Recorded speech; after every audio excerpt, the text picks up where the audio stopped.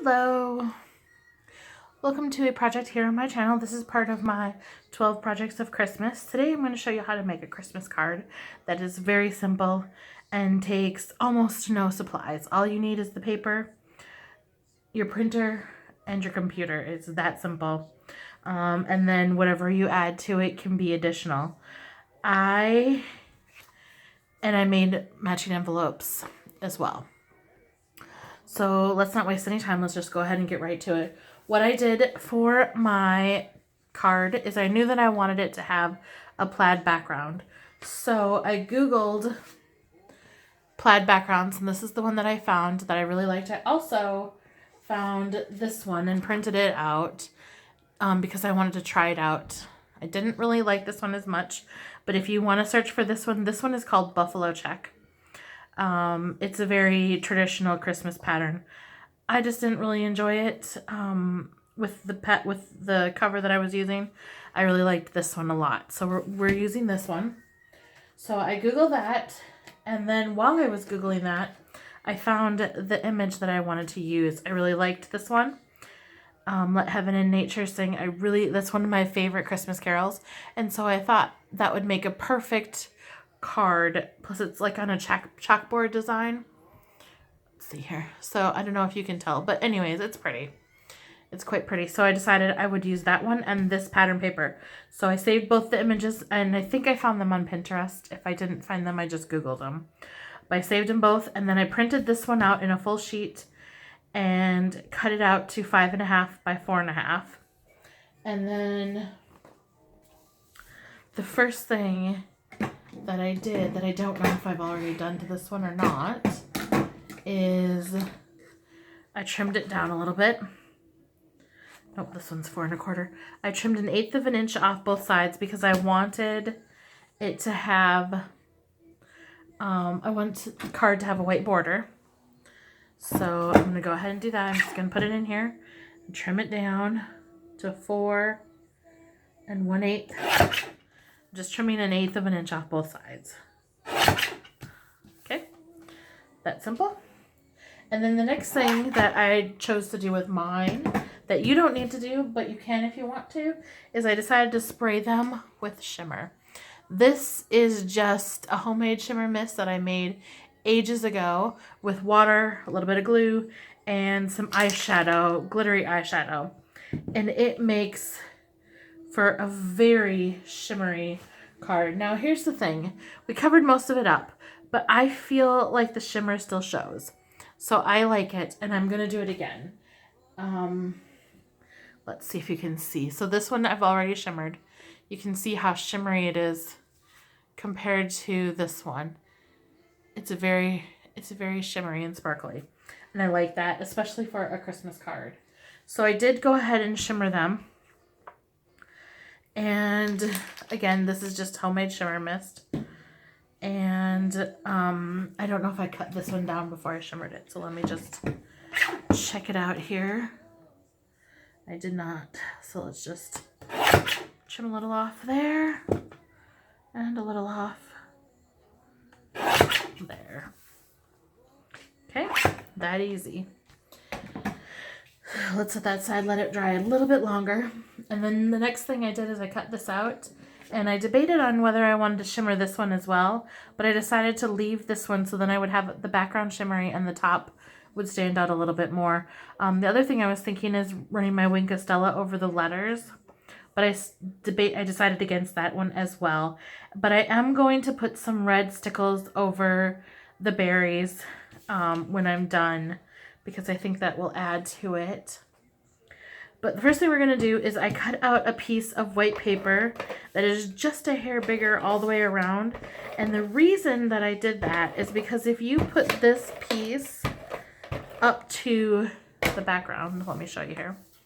If you just put this piece up to the background, it doesn't really stand out enough for me. I don't really enjoy I don't really enjoy how it looks.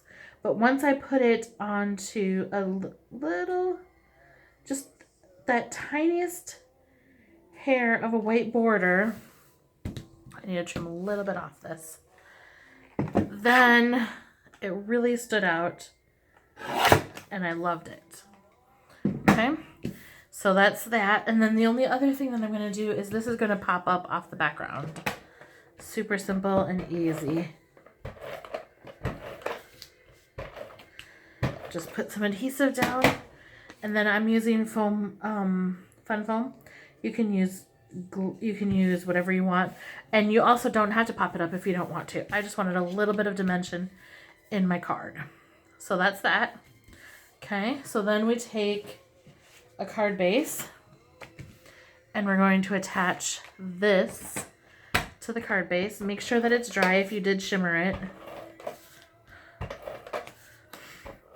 And also another tip, because you're printing these from your home printer, you really want to make sure that your ink does not smear when you get it wet before you spray it. If you're going to spray it, test a little scrap piece first, because a lot of inkjet printer inks smear when they get wet. I'm using an inkjet printer. I'm using, this was printed on an HP OfficeJet Pro. And the ink on this one does not smear when it gets wet. I can even watercolor it and it doesn't smear. I was super excited when I found that out. I also have an HP Envy photo printer, and that one does smear quite a lot when it gets wet.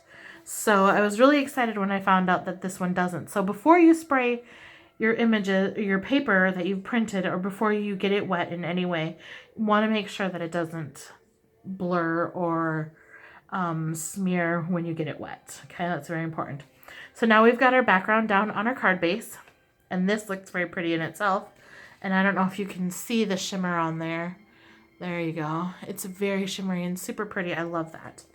And then all we're going to do is stick this on the top of it like so. Very, very easy, but I think that it's really pretty and makes a nice statement. But anybody who doesn't have a lot of card making supplies could easily do this, so long as you have a printer.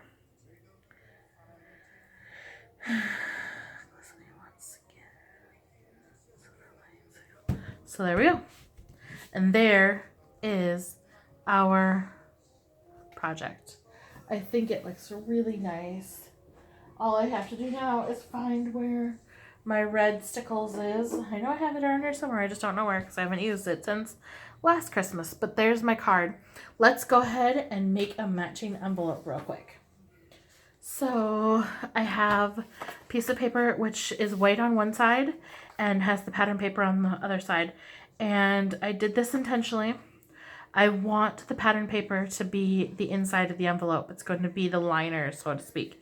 If you already have an envelope that you want to use, say you have these envelopes already, you could easily just cut this on pattern, print this on pattern or copy paper, and then trace out the liner and then put it on here and have a liner that way. I decided since I was going to do that anyway, or since I was going to print it anyways, I might as well just make my own envelopes. Now, I use my envelope punch board. There are a lot of different ways that you can make envelopes, but I use this one, and I also am using a measurement that is not on the board for some reason. I don't know why this one isn't on here, but every time I looked for, I don't see any 4 1/4. 5, yep. There's no 4 1/4 by 5 inch card. So I used my app on my phone and I found a card or an envelope size that works. And then I even adjusted a little bit more because I'm very picky. When it comes to my envelopes, I don't want an extra room in it. I don't like the way that looks. To me, I don't like it. I want the card to fit inside the envelope nicely with just a little bit of room, not a whole lot. I don't want wiggle room in it. So I adjusted the measurements to me, and this is what I'm doing. This is an 8 by 8 sheet of paper, and I am making my first score at 3.5. I'm just gonna do it there. So if you're like me and you want your card to fit in there with very little room or without extra space in it, then this is a really good measurement for these A2 size cards.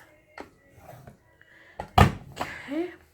Also, the other thing that I do when I use this is I don't try to line it up here. I pay attention to the measurement and I make sure that it goes to the right measurement. So this one is 3.5 and 4.5. So I just make sure that each time it lines up with the right measurement. And there we go. Okay. Then we're going to fold all of these in because remember we want the pattern on the inside.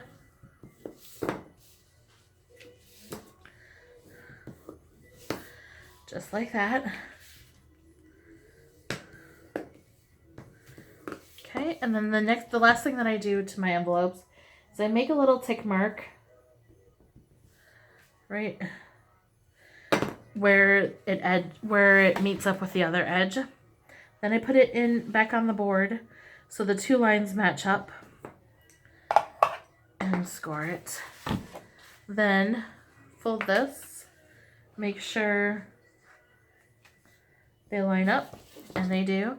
I just like the way that this looks a little bit better than this. That's just a personal opinion. You don't have to do that if you don't want to. It's just a personal opinion for me. And then I put my adhesive all the way up to the tip, fold this over, and then fold this up. Okay. Then take my envelope punch board again. Usually I will use my corner rounder to do this part, but I figured since it's here, I might as well use it. Then we have an envelope for our card, and it fits in there perfectly. And you have a beautiful, simple, very easy card. I hope that you enjoyed this video. If you did, or if you have any questions, feel free to email me. Again, like I said, just Google, if you want these exact images, just Google Christmas plaid. That's what I did, and I found this one in that same Google, and then I also found this plaid in that as well. And it makes for a lovely card. So I hope that you enjoyed this, and I will see you all again very soon. Also, this was a free printable, but I do not remember the site that I got it on. Like I said, I Googled it and found it by mistake and printed it. I found it was a free printable and I printed it out. I didn't downsize it to the size that I needed. So again, if you have any questions, email me, annamarie29@gmail.com. And I will see you all again very soon for another project of my 12 projects of Christmas. Bye-bye now.